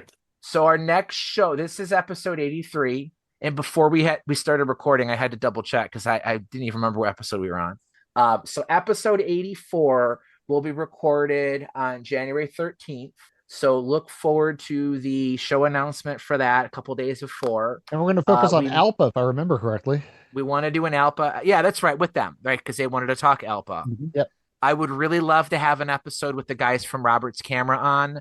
I talked to Corey and I forget the other guy's name, but I talked to 2 different people on there and they were interested in coming on. We still have never done this. We may never do a full Zeiss Icon episode. We covered Contax extensively here. Maybe we'll just piecemeal enough Zeiss Icon stuff so that we don't ever have to do that. But I know you guys had some ideas for some new shows too. So we do have some stuff planned. It looks like we've just at this very moment decided the next episode will be January 13th.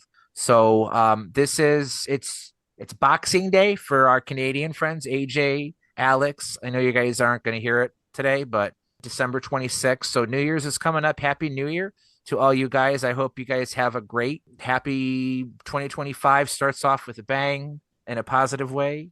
and we will see you guys in a couple weeks. So thanks for coming on, Ray. Hey, Dan guys. left Hey, a little Ray, while ago. thanks for good to see you again. Good to see you. Happy New Year, guys. You're always welcome. Good to All right, see you, good night, mate. everyone. Happy New Year. All right. Good night. Bye-bye. Night, everybody.